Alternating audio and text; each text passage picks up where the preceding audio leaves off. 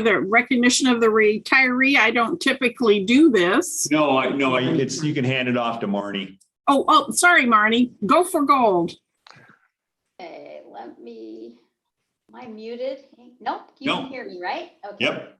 So thanks, Dee, and everyone. It's my pleasure to talk about and honor the outstanding career that Scott LaBar, who's joining us today, has had as a leader in school safety and risk.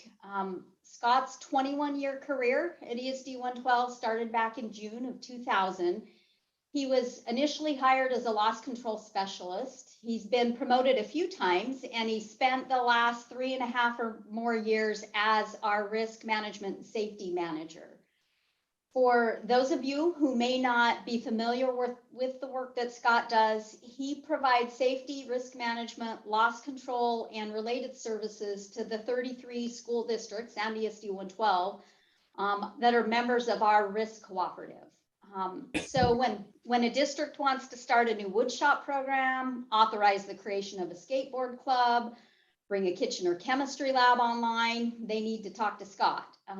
If they need to know if cleaning chemicals are allowed, whether maintenance staff need to wear masks or other PPE, if they have a building that's coming down that has asbestos, Scott's your guy. Scott is very passionate about safety, and as his coworker Trista likes to warn people, if you ask him about risks associated with activities or buildings on concrete slabs, you should be prepared to learn the difference between concrete and cement. I haven't learned that yet, Scott, so maybe tomorrow or next week before you're gone, you can teach me that. In 2007, this board gave Scott a certificate of appreciation for his outstanding work with districts on ergonomic assessments, accident prevention development, and for his work on our risk management newsletter. Some of you may remember that. Scott has served on the Clark County Schools Safe Schools Task Force. He's the school representative for the Clark County Emergency Operations Center. He serves on OSPI's School Safety Advisory Committee, and he represents schools on the Clark County Safe Kids Committee. He's a certified playground safety inspector and a member of the ESD 112 Safety Committee. Now that's a lot, but not quite done yet. Perhaps one of Scott's most significant contributions is his role as a leader and organizer of the annual School Administrators Safety Summit. I don't know how many of us have had an opportunity to attend, but it is a very well-attended annual event. School principals, risk managers, superintendents, business managers, others in our districts look forward to attending this event every year. There's always a motivating keynote speaker, breakout sessions, and a whole lot of work goes into scheduling and carrying out the annual safety summit. Every year, ESD 112 receives compliments, kudos, and letters of appreciation from those who attended the Safety Summit. Last year, the event had to be offered remotely. Due to COVID, we couldn't carry that out in person, but that didn't slow Scott down or lead to a one-year hiatus. Instead, Scott jumped in and with the help of others, figured out how to offer the conference virtually. Great job, Scott. We really appreciate it. I want to end by acknowledging the example that Scott has set for his colleagues in insurance programs. He's a role model, a mentor, a leader, and a friend. The past 3 years, Scott's been training and mentoring Trista Greenwood, our risk and safety consultant. So while we hate to see Scott leave, he's leaving us in good hands. Trista wanted me to share with the board and with you, Scott, how much she's enjoyed working with and learning from you. What stands out to Trista about Scott is his passion for safety.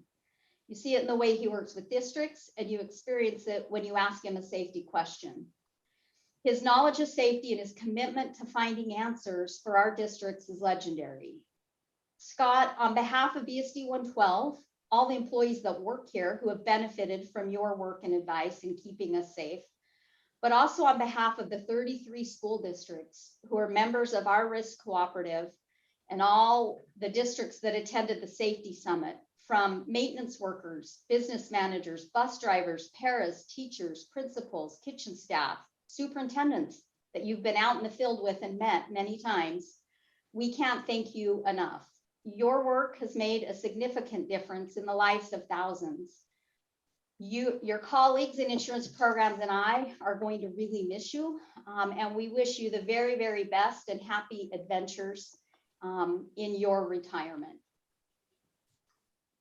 Thank you, Scott. Tim, I don't know if you have a few comments you want to say, or Scott, if you want to say anything, but just job well done. We're going to miss you. Congrats. Yeah, and I'll be really quick too. Scott, thanks for all you've done for the ESD. I mean, I know you've helped us out a lot on with our own safety issues here at the ESD, and been a great contributor to our management team as well. So Scott, good luck. And maybe I'll see you at Subway sometime. Scott, on behalf of the board of directors, you have an impressive record, and the ESD has received a boon by your being a longtime employee. You will be missed, and thank you so much. You're welcome to stay on the Zoom call, or if you wish, you may opt out. The choice is yours. Thank you again. Congratulations. Would you like to say a few words? Well, sure. I really, first of all, thanks for all the kind words. Wow. I'd like a copy of that, Marnie, if you had. I joined the ESD 21 years ago, and I really didn't know what I was going to be getting into. I came from industry, and coming into a school environment was totally different. Different challenges and opportunities. And I was just struck and amazed by the dedication that the school people had for what they do, for their students. And I couldn't help but want to assist them in doing what they do. So hopefully over those years, I became a valued resource to the district to help them in their educational process. And I just want to say I was really privileged to be part of a team that helped me grow and learn over the years. And I think we did achieve some kind of measure of success that we can all be proud of. My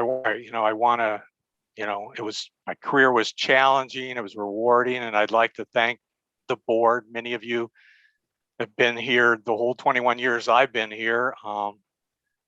Dr. Barnes, Superintendent Merlino, cabinet members, my Lloyd Dale, who's recently retired, who originally hired me, Marnie, who's come on board now in the last year or so for insurance programs, and especially all the other staff at the ESD, whether they're in communications. Monique, Public Info, has been great to work with, or if it's the payroll people or the accounting people that process my travel vouchers, things like that. Everybody's played a part in the success, and I've really valued working with all of them. So thanks again.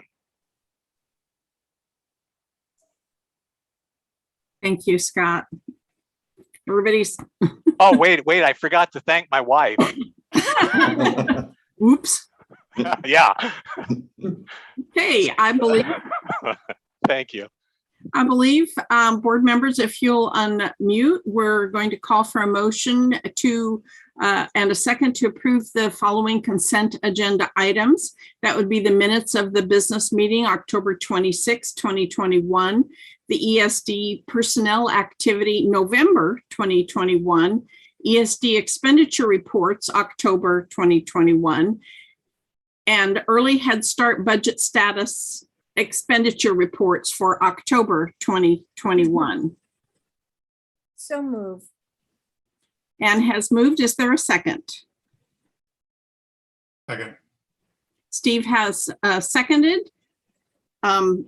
It has been moved and seconded. Is there any debate? All those in favor of the motion indicate by saying aye. Aye. Those opposed indicate by saying no. The ayes have it. Motion carried. Let's see. Can I get my mouse to move? It thinks it's Monday or something. Reports. We have the early Head Start ECAP program monthly report. Jody? Thanks, Dee. Hi, everybody. Just a quick report. I think this month, I know you see the report each month, a couple colorful pictures in there for you this time to show you a couple of the kids and families that we're working with, but also our brand new Early Head Start logos on our cars that we're hoping to use for outreach and marketing. That was a suggestion from the Office of Head Start, knowing that programs are struggling with enrollment. And so we're excited about that. Nothing super notable other than, we're continuing to do great work and serve kids and families who need us through home-based and center-based services, both in Early Head Start and ECAP. Our enrollment numbers are still down, although climbing a little bit every day as we get more and more families who are interested in accessing services. So we also continue to struggle with our workforce, as I know I've talked to you about a couple of times. So still have a number of vacant positions and working hard with our partners at SELF to make sure that we're staffed every day, and that's getting harder and harder to do. So hopefully things will turn around and we'll get to maybe find some funding that we can use from the state and federal level to incentivize the workforce a little bit more. Tim, I can see you want to say something. Yeah, Jody, we were talking about this today, right? And just about, and maybe I'm going to have Jeff and Jody kind of chime in a little bit on kind of the condition of kids that we see every day. And now, granted, we have some tough students that we work with every day anyway, but I think the pandemic has played a role in some of this stuff. And, I'm not sure if we had, millions of extra dollars, we could still find people to do this work. I don't know how much money's playing a role in it. Maybe in the early learning world, it probably is more than the school world. But, maybe you guys could just take a couple minutes and talk about, how kids are doing, in our programs. I'm happy to start, Jeffrey, and hand it off to you. I think this is something we've been talking about for a while, certainly over the pandemic, but I think what we all know is the work that we do really well in early care and education is around social and emotional learning.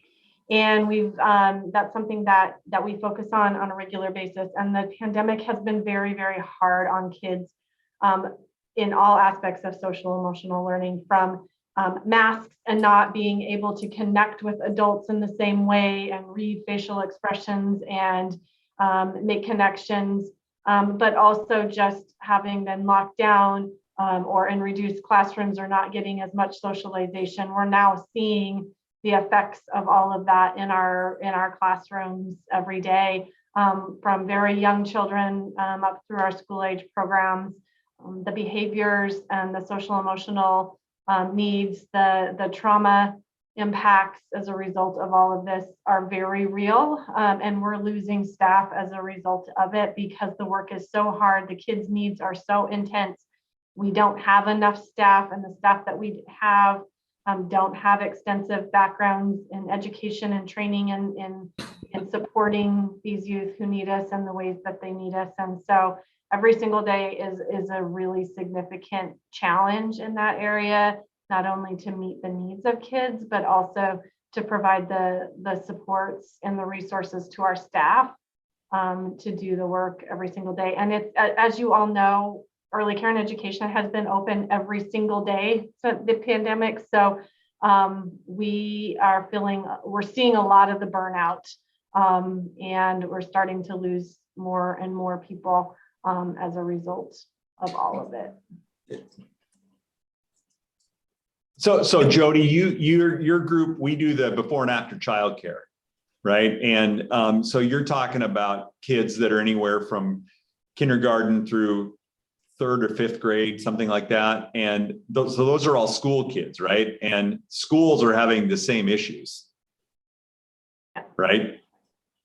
Yep, and they're big behaviors. I'm sure Jeffrey will give you a few examples too, but it's not just, a child's upset about something. It's throwing desks and turning over and demolishing classrooms and things because they're emotional, they're so emotionally dysregulated. So Jeff?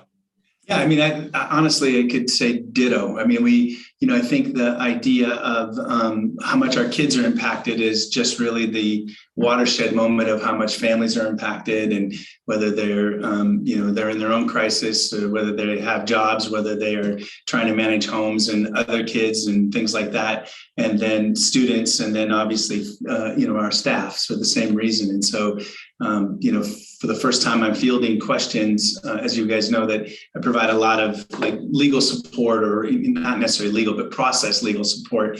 So we're getting a lot of questions from districts lately, like, what do we do if we don't have enough para support to offer FAPE to students? Like, how do we go to some alternative schedules? Maybe the rest of the building isn't going to a hybrid system. Can we go hybrid? How do we offer that? And then what do we do for compensatory ed or recovery services? So the real effect of maybe being gone for 2 weeks over the holiday break really has some districts pretty nervous about who may not come back. Will all the paraprofessionals come back? Will the specialists come back? There's obviously, you've probably read in the newspaper or watched on TV some of the school districts in Oregon that have gone to remote while they train up their staff. We have seen many districts take the Friday off after Veterans Day. We've seen districts this week take the Monday and Tuesday that we're here on a Tuesday off instead of just the Wednesday, Thursday, Friday. So we're going to see more and more of that. I think trying to give teachers and students some, maybe as Monique was saying this morning, some life balance to make sure that we are taking care of ourselves as well as taking care of our students, because tension's high. We have, more physical altercations than we've ever seen. And, this is an estimate by the number of questions I get. It's not been the old high school moments, right? Where two high school kids or gang related kids or things like that. It's really at the elementary level is probably majority of the students who have physical altercations, students hitting each other, students hitting teachers.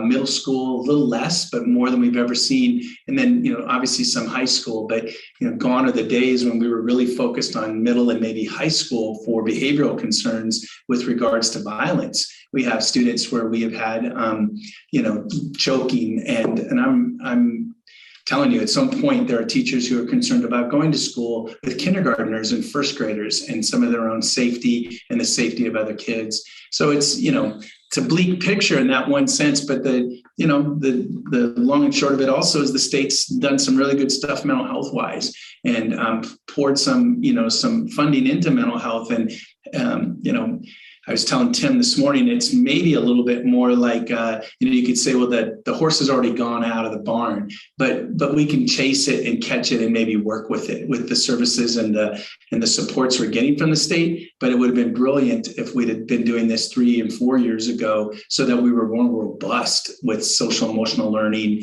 things like that. But really just talking to teachers, they're exhausted and they're burned out, and they don't feel like they're working as much on learning and growth as they are on trying to keep their classroom. Kids are flipping desks over. I asked one teacher, where do you think it comes from? And she said, when we were on Zoom, it was nothing for second and third and fourth graders to just turn their camera off and lay down, or just close. Just at some point they're done learning and they would just close their laptops down. And now that they're in school, they have no idea how to cope with that. So when they are stressed out, when they can't do another thing, when their stamina for being in a classroom is taxed, they don't know how to proverbially close their laptop down or shut their camera off. And so they're under desks, they're kicking the desks over there.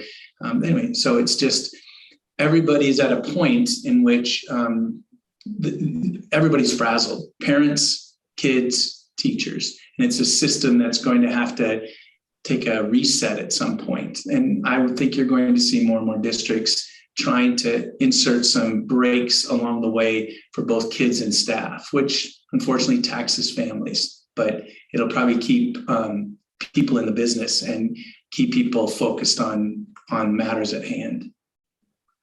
Jeffrey, One thing I wonder about is, has there been any discussion about, I don't know, I listen to a lot of news, but this mask wearing in connection with what you're saying and the children not able, I had a little bit of breathing problems myself recently, and I could not breathe with the mask on. I just flat, I had to go to the ER and I said to them when they said, put your mask on, I said, I'm sorry, but I can't breathe with it on. And so I wonder, this is kind of a cold season, not, I mean, forget, the heavy duty stuff, but just colds, and I wonder if those poor little kids can even breathe good. How can you think right if you can't breathe right? Yeah, that's a good point. The people I've talked to, they're actually more impressed with the students' abilities to wear masks than the adults. And but I do think that to a point when you're irritated, do you know what I mean? When you're panicked, when you are emotionally like on edge, I don't think, sometimes tight clothes drive us crazy, much less having something over our mouth. So, as a rule, I have not heard masks in and of themselves causing the chaos. I think it's more the working together, having to be partnered up. They're just not used to it like they used to be. But I would give you that at some point when they are agitated, when they are, in a sense, in a heightened state, it's nothing for us to see autistic kids. And I don't mean to offend anybody, but we have some autistic kids that when they're stressed will strip completely naked, right? So we have to work really hard to make sure they keep clothes on. So I suppose to some level, maybe kids' stress, could be exacerbated when they're wearing a mask. But for the most part, if you ask a teacher, then that isn't the concern. They're tired of saying over your nose. I can tell you that. If a teacher has a T-shirt that they have to say, I'm sure Jody can tell you the same thing, that all they say, over your nose at least 1,000 times a day. But I think the masks in and of themselves haven't been really considered the problem, but I'm certain that they're not helping when kids are really wired. But they're not necessarily tearing them off. It's like I said, it seems like there's a stamina. They can't stay focused or do something long enough. And when they say it's like eating, I've had enough, they don't know how to say that. And in the past, their stamina was greater. And I think at some point they could take breaks and be quieter at their desk. I don't think they know how to do that anymore. So, I wouldn't say this in the wrong sort of way, because I do think we have brilliant people working with children. But if you can imagine everybody's status, I should say, within their mental health and their coping skills is risen, right? They're all at a point in which they're a little bit edgy. Teachers, parents, administrators, kids, that whole cycle. I think nobody's the stabilizing point, and teachers are trying to be the stabilizing point to that. But like I said, you talk to them and it doesn't take long for them to talk about how, unstable they even feel. And I don't think you can be that role model and that level of calm support for kids if you yourself are worried about, being hit by, I was just talking to a school district that had a stabbing yesterday, in a literally, I said, well, we hear about all the time, a pen or something. No, it was a knife, and it was in our region. And, we've not seen that, just not seen that. I have a daughter that's on a primary teacher, and asks the masks have absolutely nothing to do with it. Most of the problems are coming from at home. They get no guidance at home, they get no help at home, they got no backing for the teachers from the home. I don't know. An awful lot of the trouble is coming right out of their homes, and I don't know what you can do about that. But I don't think masks have anything to do with anything. Well, you can say that, but I have a granddaughter who's in middle school and she hates the mask, but she wears it because she knows she has to. Thanks, Jeff and Jody. Any other questions from the board or anyone? One other comment. I'd like to comment, Jody, the pictures that you have on the success stories, That was really good. And thank you very much. It really helps, I think. You bet. No problem. Thanks, Dick. Okay, I'd like to ask Marnie and Karina for the report on the Learn to Return program. Thanks, Dee. I'll kick it off real quickly, although Tim already did a great job introducing Karina. It's our pleasure at ESD 112. One of the silver linings with COVID is the work Karina was doing for Portland State University kind of got put on hold or scaled back. And we've been able to hire her to be our regional lead coordinator for COVID testing through the Learn to Return program. So I'm going to turn it over to Karina, and she's going to talk to you about the program and work we're doing. Great, thank you, Marnie.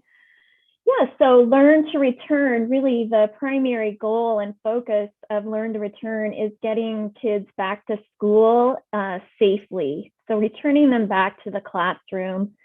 And that involves screening and testing and a lot of other strategies that are helping kids and staff stay healthy and safe. The program itself is part of Washington Department of Health strategy to get testing into schools. They have contracted with an entity called Health Commons and have also partnered with OSPI and the AESD to plan, implement, advise the Learn to Return program. So our role as an ESD is to really work directly with schools, helping to recruit them so that they have access to the testing supplies and strategies that they need, to engage them with the implementation of those testing strategies, and also just to support them in their work and, just making sure that both staff and students are safe and healthy. Part of the program is getting the test kits out to schools. It's also providing supports like funding that help schools hire additional staff to conduct tests, and as well as some contact tracing that's needed. And overall, as we partner together with all these agencies, the hope is that we can surface best practices from the field and share that out with all of our schools that are doing the work. Next slide, please. So what does that look like? What does it mean to engage and recruit and support our schools? Well, a lot of it is things like this: participating in Zoom calls, which is, I think, a big part of all of our lives now, that's much bigger than what we had been doing before. But I participate in meetings with Health Commons. We have weekly calls. That's where I learn about any changes to our testing strategies, vendor updates, things that I need, important information that I need to pass on to our schools. I also participate in calls with the Department of Health. Gavin and I have just recently been working with DOH on how we can support private schools and getting them support for their testing programs. I meet with or sit in on the calls with superintendents. That's also another opportunity for me to share updates and information, but also to hear from the districts, what's happening, where are the pressure points. It helps me better understand the ways that we as an ESD can support our districts. I participate in calls with our local health jurisdictions and also connect with our nursing corps. In the beginning, and even now today, I have fielded a lot of phone calls from districts, really just needing technical support around, we have our kits now, what do we do? How do we actually use these tests? So I've helped provide some training. I've helped answer questions about reporting to DOH and using their data management systems. We've also tried to support schools with their contact tracing, which is a really big, heavy load and has become a burden on our districts. And then most recently, I've taken things on the road. So I've been visiting school districts, going to their sites. It's very helpful for me to be able to meet with staff look at their testing site, provide feedback, offer support, and answer any questions they might have.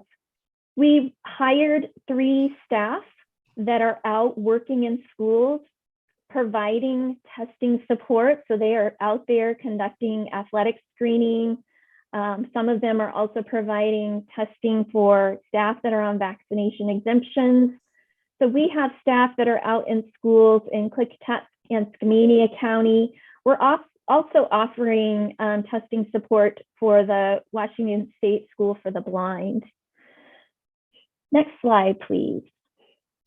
Here. So this is really a landscape of our schools and what they're offering currently. This slide shows specifically Clark, Cowlitz, and State. We'll look at our other districts in a moment, but you can see that every district in our region in these counties are currently offering testing in their schools. There are different types of tests that can be offered. One is a screening test, and of the screening, there are different vendors that schools can choose to use. So you'll see that a lot of schools in our region are using what's called the Binax Now test kit. You can actually find that at Walgreens. It's essentially the same test that people can purchase and use at home. We're offering these at the school to give families easy and quick access to screening when they need it. We're also offering screening for athletics. So in order to participate in sports, students need to participate in regular screening to ensure that we're minimizing any exposure to COVID. Diagnostic testing, most schools are also offering that as a way to support students and staff that have symptoms that aren't feeling well. And that is the best way for them to determine whether or not they have COVID or if they simply have a cold or some other virus. Something new that schools are just now embarking on is called Test to Stay. That is a strategy that is specifically for close contacts to help reduce the amount of time that students have to spend out of school in quarantine. Right now, I am only aware of Kelso as having been approved for a Test to Stay protocol. So they're trailblazing the way for the rest of our region. Next slide, please. And here you can see the testing that's happening in Klickitat, Pacific, Wahkiakum, and Skamania counties.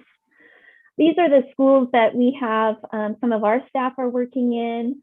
A lot of these schools are starting with screening and introducing more screening to staff and larger populations over time, as well as the diagnostic testing.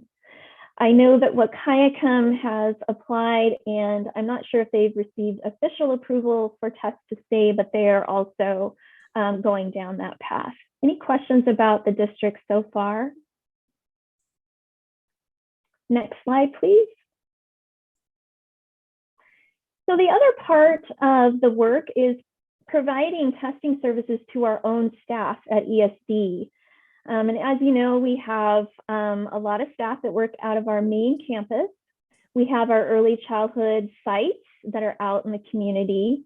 We also have our transportation department, and we have a couple of sites that are serving students out in Kelso and Longview. And so for those students and for those staff, we are offering rapid antigen testing, and that is the screening test that we use. It is rapid in that we can have results in 10 to 15 minutes. So staff or students know right away whether or not they are positive or negative for COVID. And we are primarily using this as a screening tool to provide accommodations for staff on vaccination exemptions. We also offer the diagnostic PCR test for our staff. So that's the gold standard. Again, that can confirm whether or not someone has COVID. So when we have a staff person that is not feeling well, we have them schedule an appointment to come in and take a PCR test. Those are tests that need to be shipped off to a lab in California, and we get those results within 24 to 72 hours. At that time, because staff are symptomatic, they are at home, hopefully getting better. and they are able to return once they no longer have symptoms or they have a negative test. And that is the rest of, that's the end of my presentation. I'll turn it back over to Marnie. She can talk a little bit more about our testing that's happening at ESD. And I'm happy to answer any questions that came up for you. Thanks, Just Karina. ask- Oh, excuse me. Does somebody else have a question? Go ahead, Ann. Oh, this test, or it's more than one, but the standard, let's say, is it just that one that I know that they put swab up your nose and for so many seconds and that Yeah, something that, and I didn't realize that sports teams, do they all just routinely take these? Is that how it's working? right. So that's a great question that I didn't address earlier. All of the testing that we conduct are shallow nasal swabs. So we call those the nose pickers. So they just go up into the bulbous part of the nose. They're not the brain ticklers where they have to go way up high. So that makes it a little more comfortable for staff and students.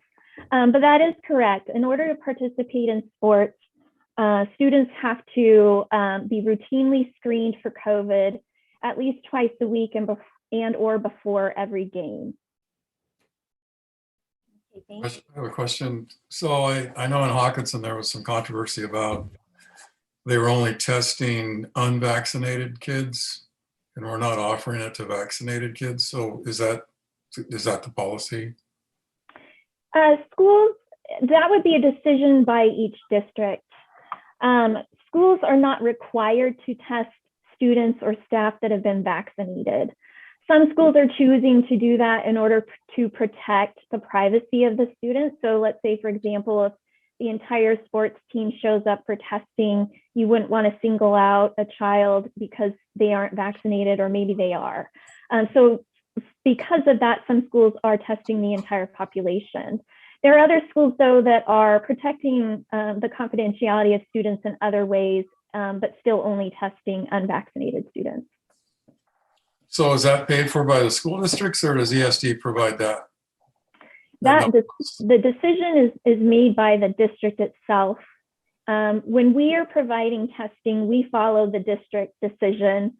And so the schools that we're working in, we just follow what that district, their testing strategy.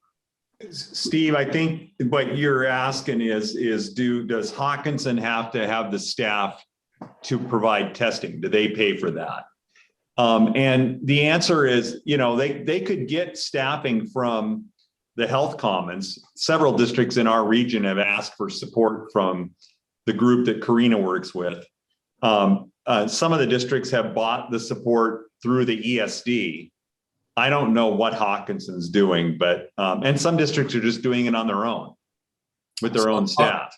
The cost of those kits, I used one, I think it was like $20-something. Is that paid? Is that provided for free or? It is. Okay. Yeah. The kits are all free. The staffing of the program's a little different.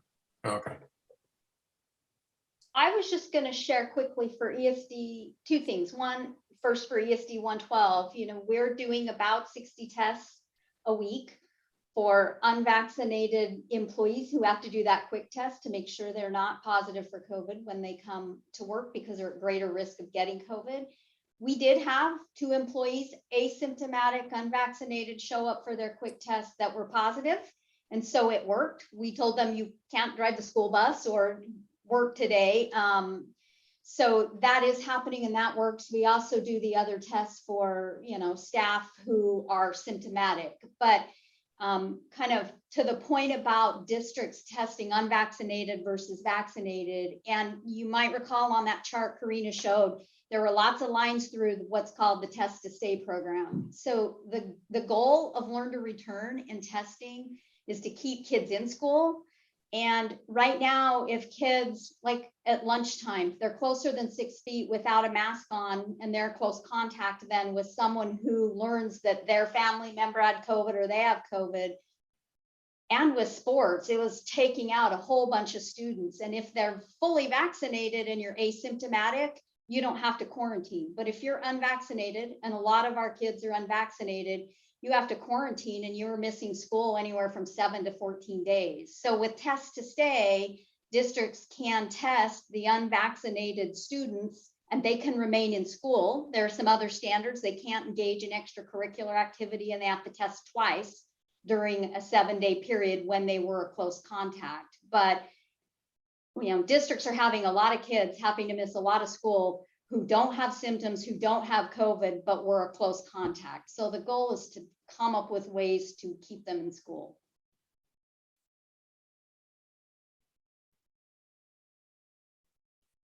Any other questions for me or Karina on Learn to Return, testing, the work we're trying to do to support everybody?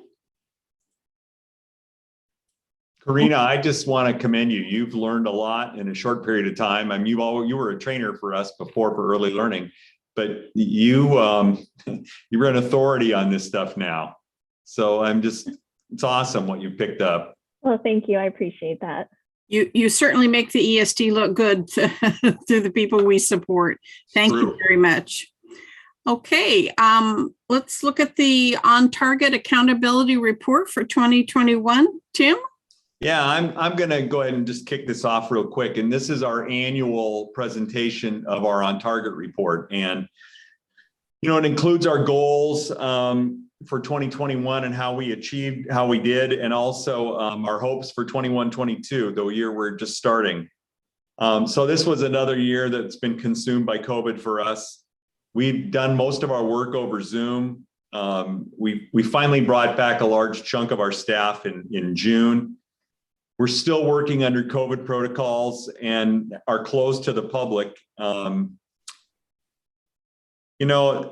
This year has made me look at employee work schedules and working differently. And I've come to accept, it's hard for me, but I've accepted that we are working differently and accommodating people in different ways. We've grown a lot this year, the ESD itself. Last spring, the legislature infused about $20 million into ESDs to provide COVID relief supports for schools. As Gavin will demonstrate here shortly, we've seen tremendous growth financially, fiscally. I'm really proud of this cabinet. We've all provided services and advice to schools when they needed it the most. We're still doing it. The leadership of this group is off the charts. We've strengthened our relationships with our districts, OSPI, the legislature, and other ESDs. And what's happened as a result of the pandemic is nothing short of a reset of what ESDs can do. I believe we've led the ESD through this reset and helped to prove our relevance and resiliency. I'm proud to work with these folks and proud of the leadership of our board. We're in a very good financial position, really the best that we've ever been in, and it's going to allow us to continue to grow and provide needed services to Southwest Washington schools.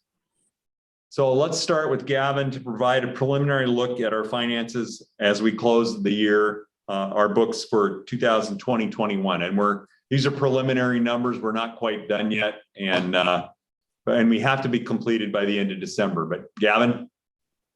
Thanks, Tim. So Wendy, can you just transfer the next slide? Thank you. So like what Tim was just talking about, I mean, we've had, from a financial perspective, we experienced a different kind of year than we've ever had. We've received a lot of one-time money or resources this year. And also a lot of those resources allow us to have a continuum to use those resources over a multi-year period.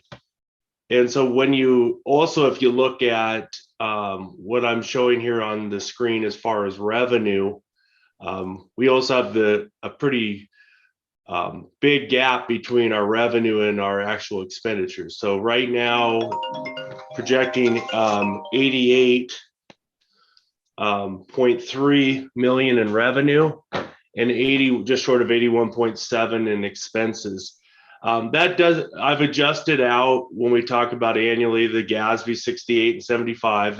That's that retirement entries that that we have to show some liability to. That's not factored into this.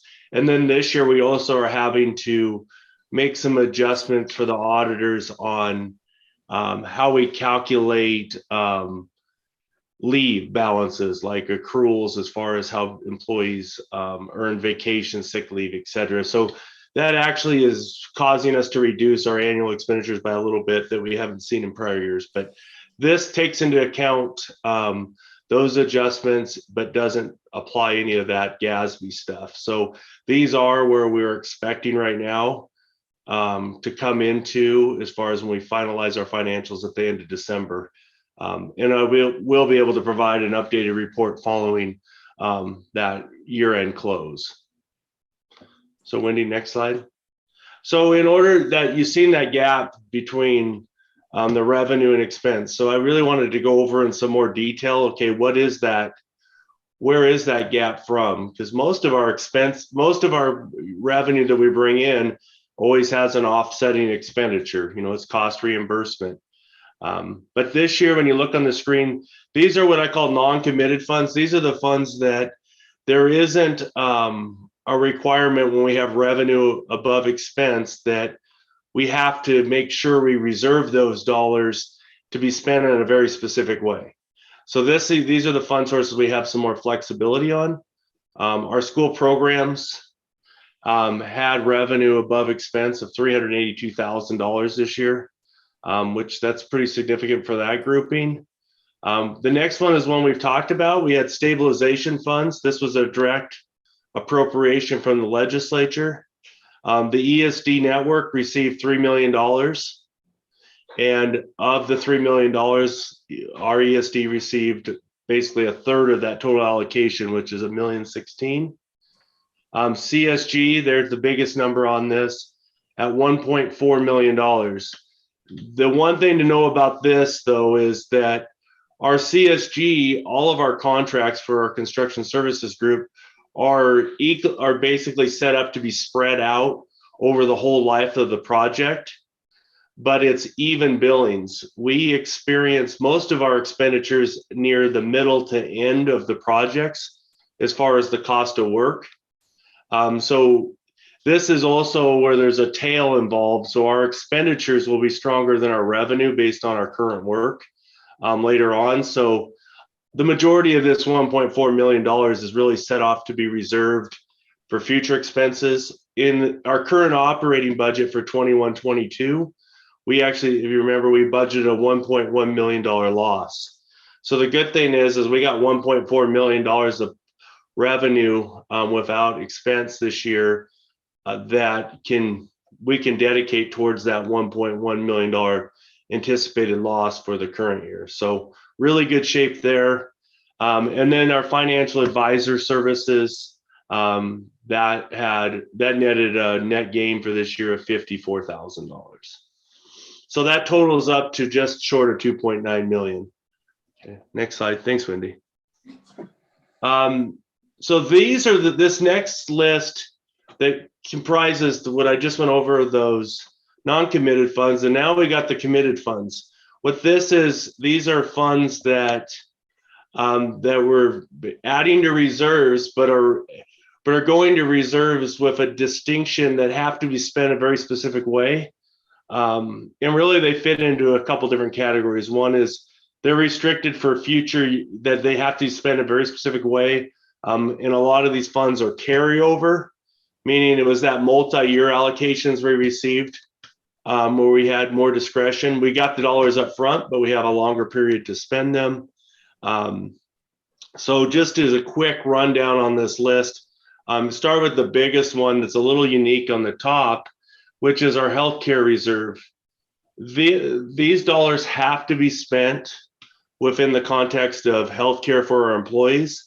The reason why we have $671,000 on the sheet is because we switched to PEB this year from where we brokered our medical and we're buying on the open market to the state plan. And what ended up happening is we always prepaid our medical as what's required in the open market, where the state under PEB, we pay a month later. So we pay after we already had the coverage. So that 1 month, that accounting change resulted in us to having a contribution towards reserves of $671,000. The good news is that puts us in a really good space for flexibility within healthcare as we move forward. But it has to be spent on employee healthcare. The net, I'll go quick through the other ones. DVR, that's a grant that has carryover balance. The next item was it says formula 2-year. What this is where we received money for 21-22 that was considered earned, but it really wasn't for activities to start until the 21-22 school year, but we received them last summer. So we received for those 3 programs $354,000 up front. And then just going down the list, we have transportation, which is co-op funding. Our members in our transportation co-op, we worked on a multi-year plan to weather through COVID. So they contributed a local contribution of the $560,000 last year, with the intent of those dollars being spent this year. The SWRSC, that's another consortium with a multi-year plan and the savings. We're seeing savings in some of these areas because where we have a lot of travel, a lot of in-person professional development, where we've seen savings, and also where we've had some turnover with staff and have had open positions. So, and this I'll highlight on, instead of going through every item here, is ECAP's another big one on the list. With early intervention. Those are 2 programs where because of the change from in-person and not in-person, we realized some savings on the expense side. So those dollars are helping to roll forward into this year to help offset the costs and stuff we're experiencing right now.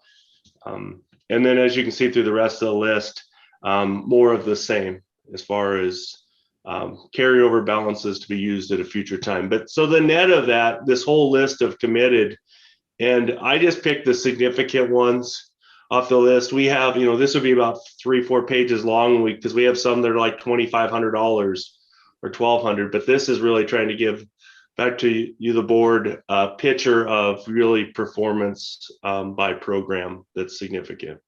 So the total is $3,040,000. So when you add the first 2 together, that's $6 million, which is the majority of that difference between revenue and expense. Wendy, next slide. So then I also wanted to show you our programs that we ended up having. We're having operational losses from 2021. All of them anticipated. And also all of them actually came in better than what was originally expected. The ESA, or special ed co-op, had a deficit of $268,000. And where that's really good, it seems like that's a big deficit, but we have a $22 million operational budget with that program. In addition, we lost $750,000 because of a decline in general ed enrollment. Because our general ed enrollment of our members drives a lot of our funding on the special education formula. So that impacted us pretty significantly, but because of budget savings in some other areas and a strong performance still at Safety Net, even in a COVID year, we were able to bring that program in with a deficit, but not a deficit that wasn't impactful as far as long-term sustainability of the ESA. Print Center, another area, just print jobs were way down with the climate last year. That number was at one point was about $150,000. So just things that Monique was working with that program most of the year, able to really get it to a spot of as soft as landing as we could. And we really have seen business since June of last year to current pick up to at normal or even higher than normal levels. So Print Center is on a good track right now. The next one's SMC, which is our Science Materials Center. It had a loss of $53,000, and that's truly just because of the way COVID impacted our school, our schools, as far as that's for our kids and the curriculum that our districts access through that consortium.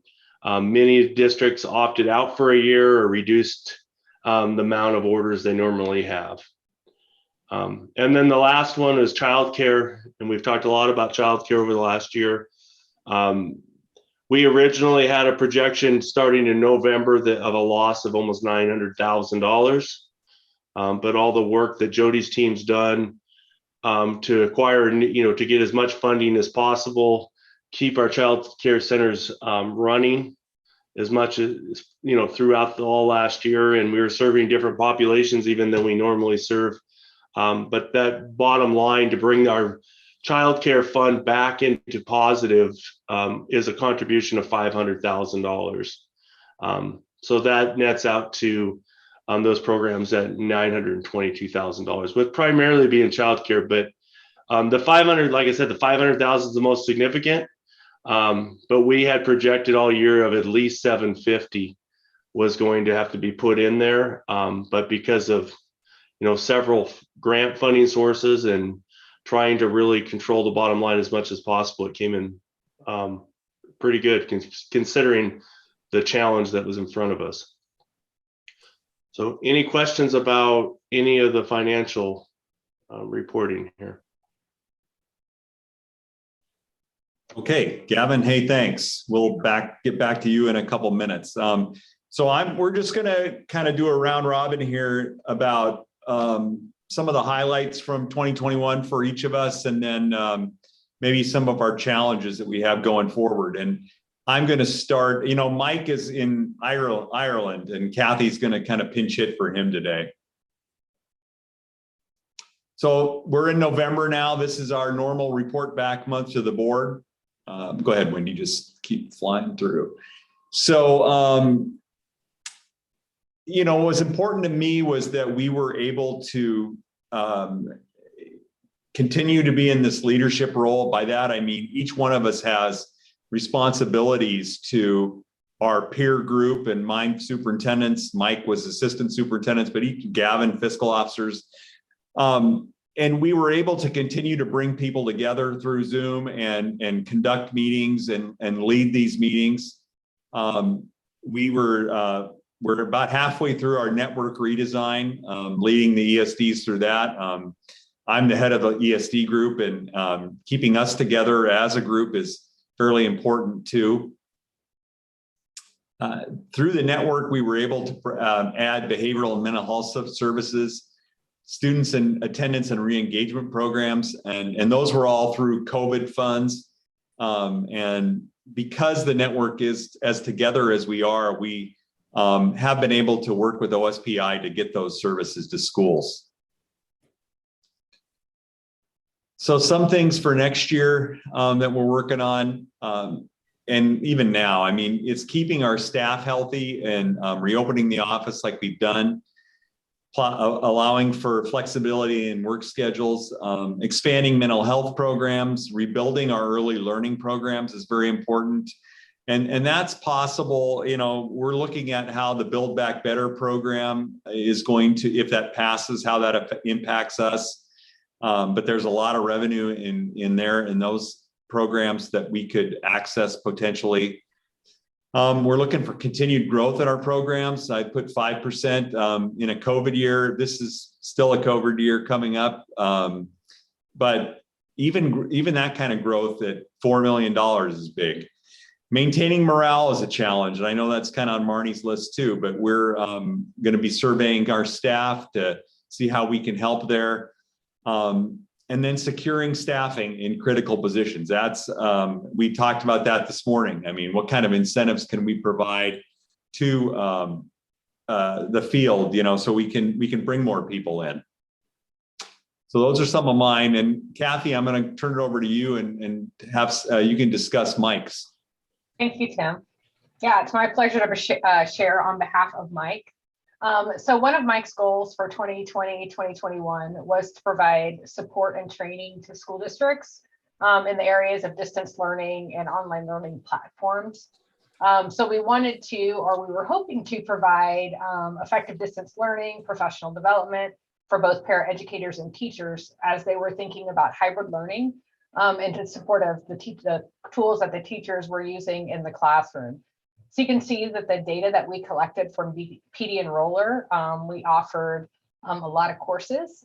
We had over 10,000 educators participate and over 37,000 clock hours were earned.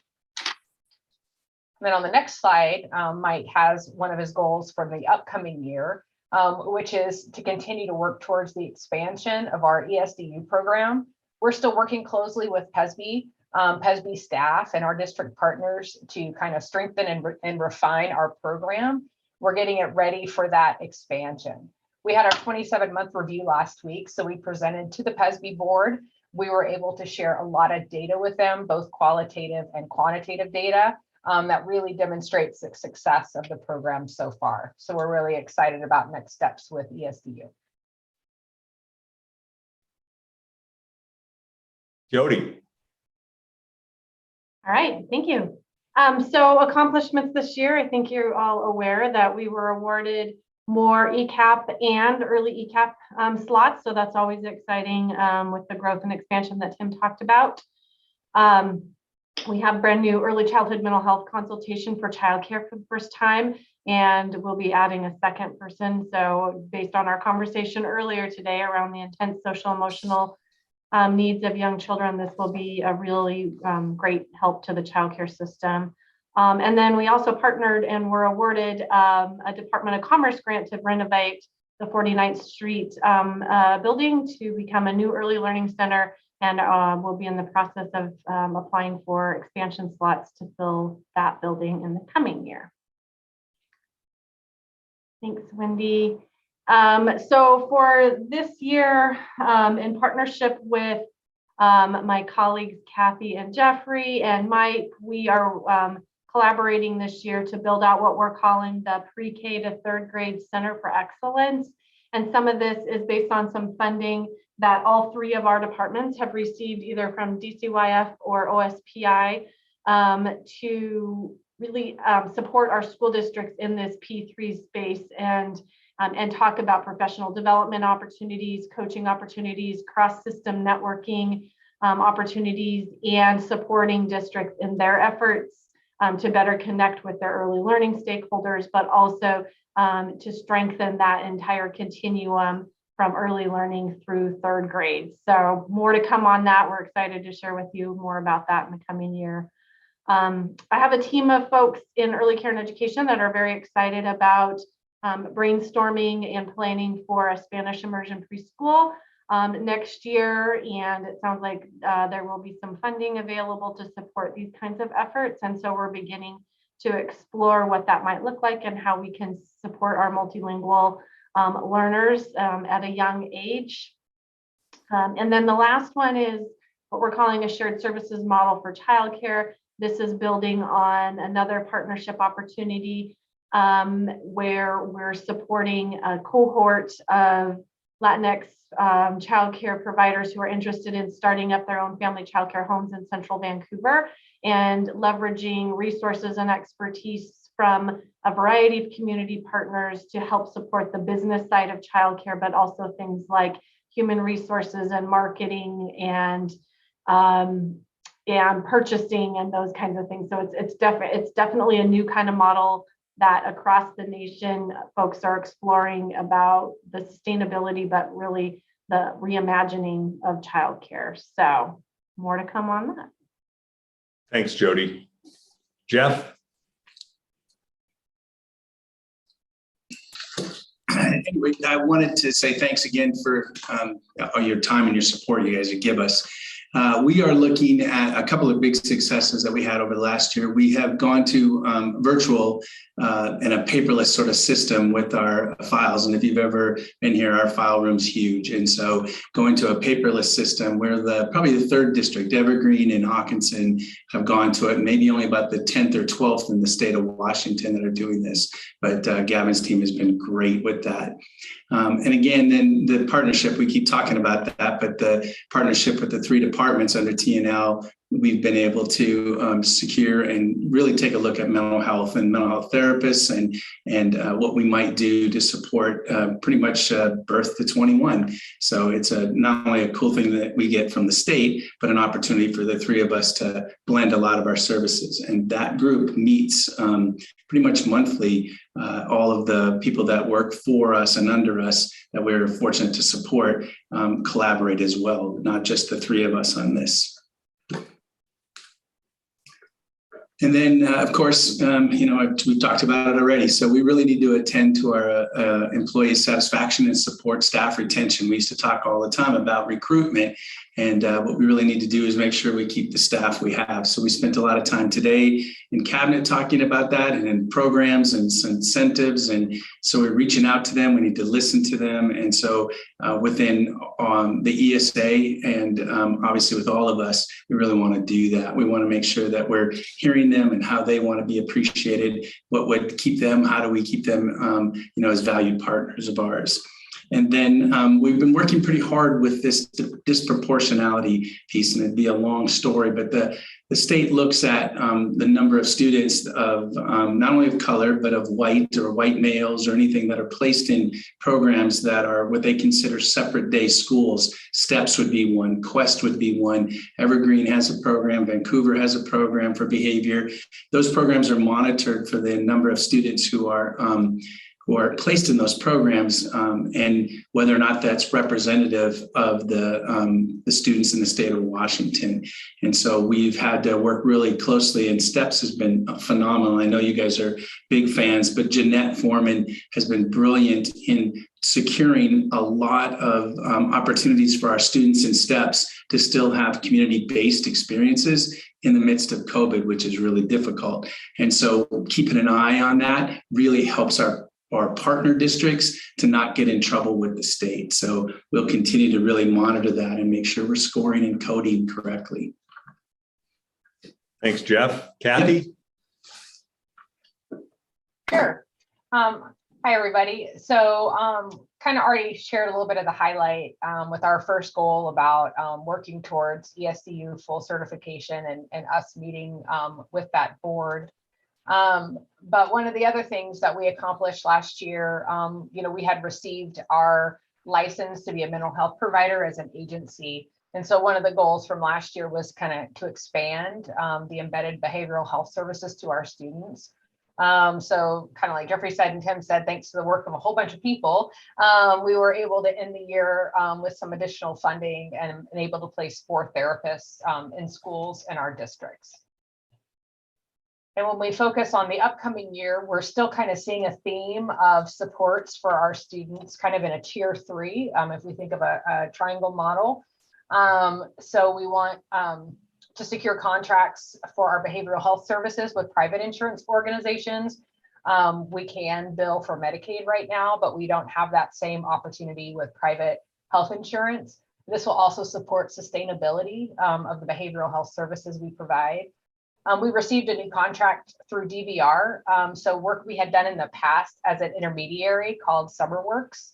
We're now going to be performing all of that work as an agency. So it's really to provide workforce training and paid internships for students on IEPs and 504s. So we're working really closely with Jeffrey and his staff to help us outside of the Clark area. And we've also partnered with Jody and others in our agency as well for placements here in the agency. When we think about our open doors programs, we continue to build relationships to support all those students. So we might have students in our program that are multilingual learners, or they receive services on an IEP or need additional behavioral health supports. So continuing to find those services for those youth that are being served in open doors. And finally, one of the goals of our Southwest Washington STEM network is to increase the participation of students kind of in targeted subgroups and to recruit mentors that represent those underserved communities. The team has already met with our regional school counseling network and shared the ways that our career connected learning programs support comprehensive school counseling and build hope to youth. And they're going to continue that work throughout the rest of the year. Thanks, Kathy. Gavin? So the two accomplishments I want to focus on, one is our specialized transportation co-op. Really about, last year, our cooperative was served students throughout the whole pandemic. But when we ramped up we got to that second semester in January, we've seen just basically almost overnight 400% increase in ridership. And throughout from January all the way through June, probably the most extensive rerouting that we could have ever dreamed of, because everything was changing all the time. But our team with the cooperative, really rose to that challenge. And by the end of the year, we were at pre-pandemic numbers as far as our support back to our districts. And as we go into this year, we've seen the same thing. So that was a huge accomplishment, to be able to restart something that, is that complicated was pretty amazing. And then our PPE distribution, we've talked a lot about that. We have now, I think we're now over 500 between public school districts, which we've served, had been over 90% of our public school districts. And then in addition of private schools, we're at over 500 different agencies as far as the private schools and the public schools that we've served. So that was a big accomplishment, something that we didn't really know anything about or how to do it. We figured it out, and it's, to even today, we're still serving schools every day in this area. So that's the two big accomplishments from last year. And for challenges for this year, it's already got brought up a little bit, was our behavioral health center. Sure, where we spent, we had 3 bid openings. We've now successfully have a general contractor on board. This is around a project that we're getting the majority of the projects funded from a Department of Commerce grant. And we're expecting opening late spring on our behavioral health center. And we should have the walls starting to go up before Christmas break, as far as on this building. So really excited about that. Should bring some really good opportunities for the agency moving forward on site. The other item is the implementation of a paperless AP. We formed a Laserfish consortium, which is Laserfish is a software product we use a lot in our agency. We, as a team, working with a couple of our districts in our region, took on a project led by the ESD to create a paperless AP module using this Laserfish software. And we're about 95% done with the development of it, and we're into beta testing. So the goal here is that we're going to implement this in this year, not only for the ESD, but also start rolling it out to some of our school districts. But basically, this will allow all of our vendors, the individuals we pay, to upload their invoices in a virtual format in a portal, and will allow the whole process of approval, review, all of that to happen electronically, including the import of that information into our financial systems for payment. So this has been tried at least a half dozen times across our state by groups, and no one's succeeded in it in the past. And we're way beyond as far as anybody's gone so far. And I'm 99.9% confident we're pulling it off here, and we're going to pull it off in the next couple of months. Yeah, Gavin, I'm 100% sure that we'll do it. We'll figure it out. Marnie. Okay, so couple of accomplishments for HR. Looking back over the last year, first one has been all things COVID, right? Everything from employees leaving on-site work to successfully working remotely to contact tracing and testing and masking, and to then the most recent COVID vaccine, and now test to stay and other things. So all the work around COVID. I feel really proud of the work this organization, the team leaders on this screen, the board support everyone has done. I feel like we've been very successful in light of a really difficult pandemic and situation that's always changing.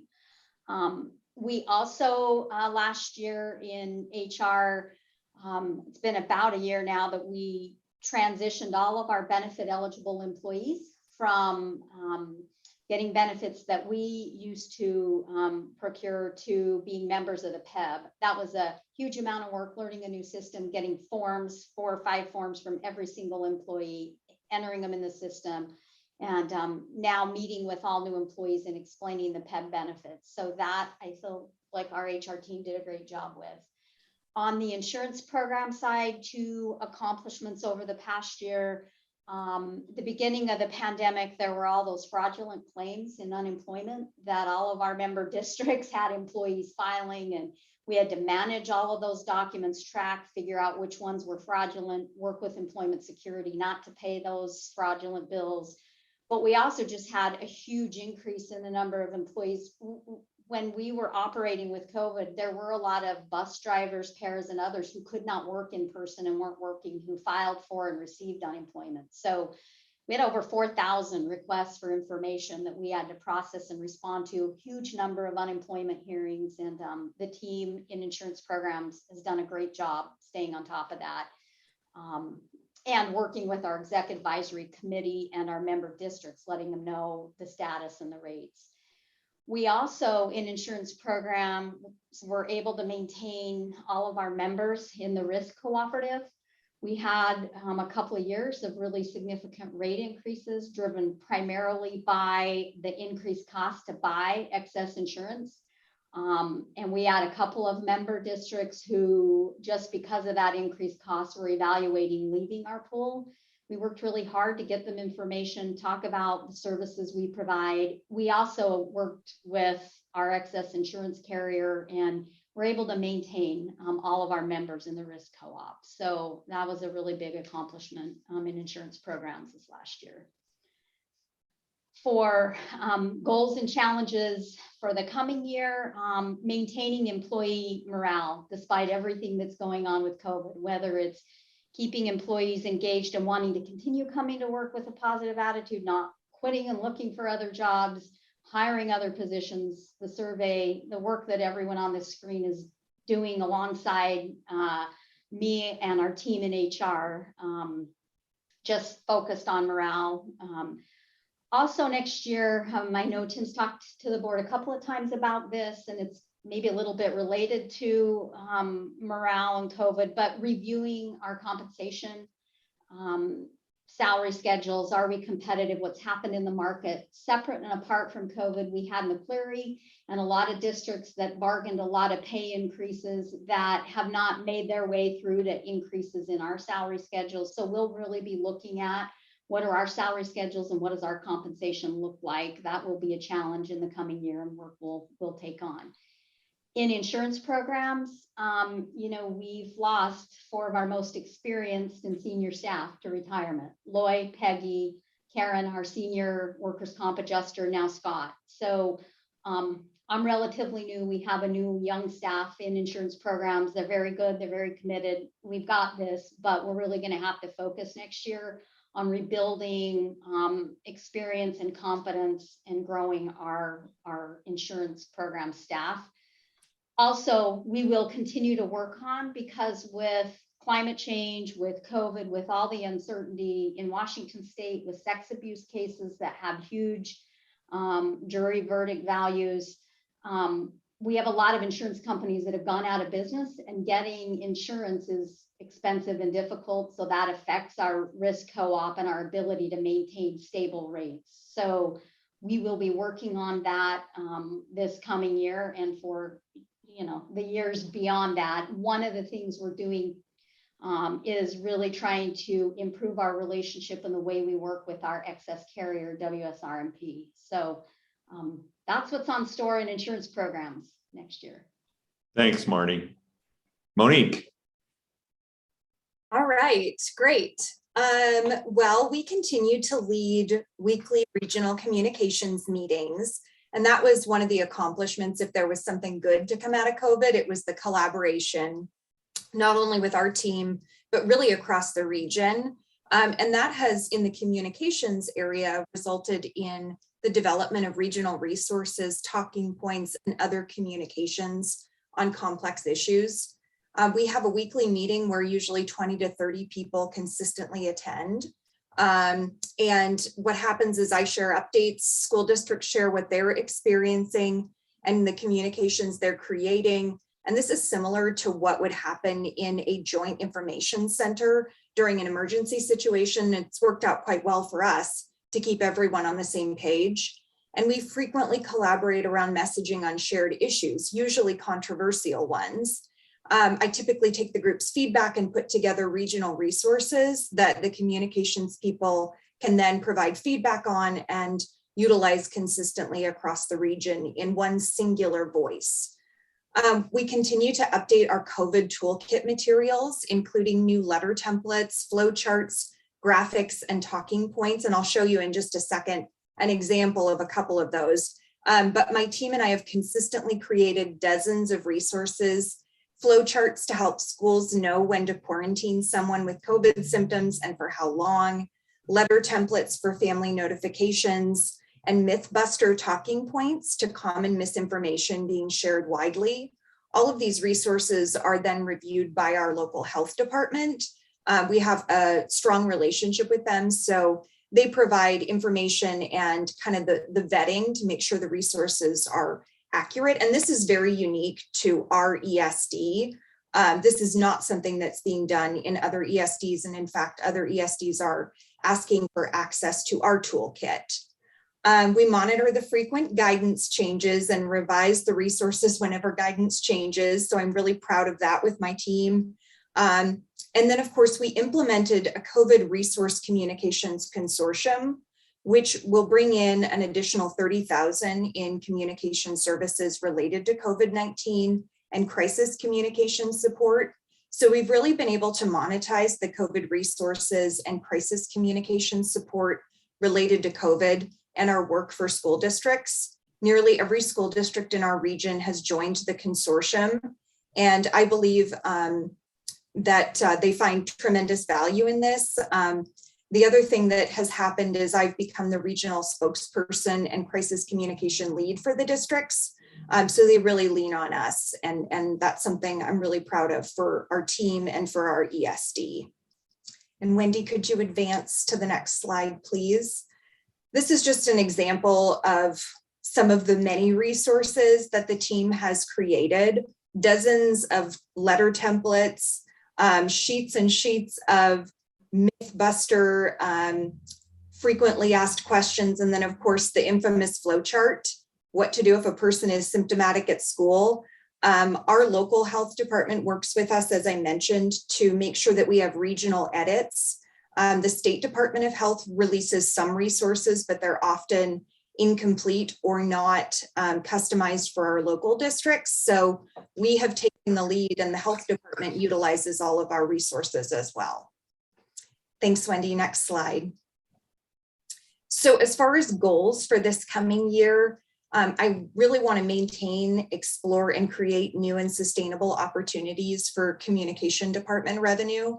I want to continue to foster the relationships that were built during the times of intense communication need during the pandemic and continue to be the go-to communication resource for our school leaders across the region and beyond, as well as develop other opportunities for regional collaboration and continue that work. I want to create new marketing opportunities for our communication services, including a new team portfolio website. We as a department do an excellent job of marketing for our districts, but I also want to prioritize how we talk about ourselves. And that goes for my department as well as our ESD, sharing really good stories of the work that's happening within the ESD and for districts on behalf of the ESD. We're also working on a new portfolio website for our communication services to better market the things that we do for school districts, because we have many new school leaders and there's also turnover, of course.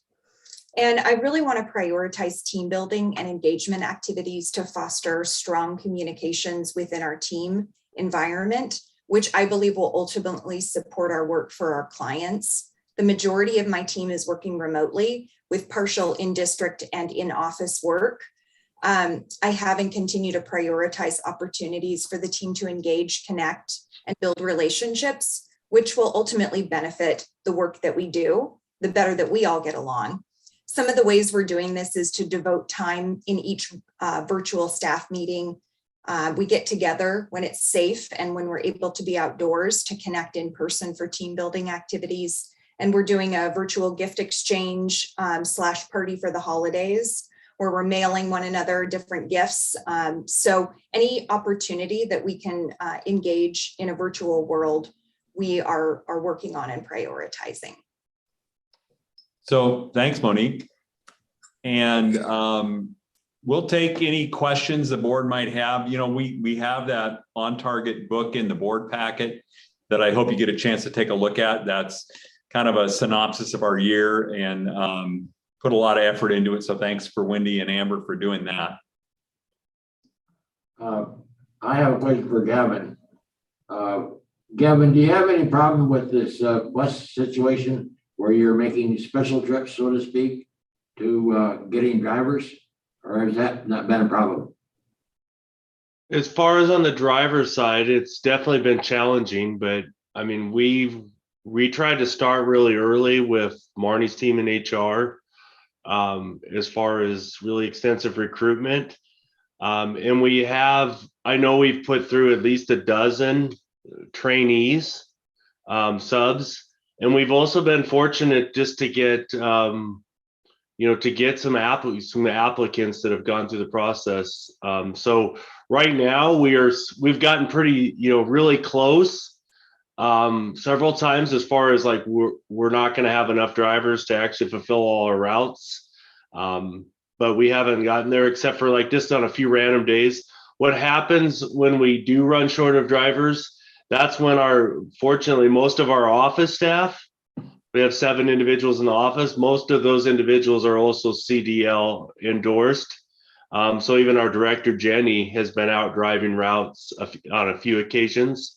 But that's a big, I think, a concern, Dr. Graham, for the future is, we know we're strongly invested in trying to make sure we have the capacity to continue to serve the districts. But we've been working with a lot of other districts out just in their transportation programs that are really struggling. They haven't had enough drivers.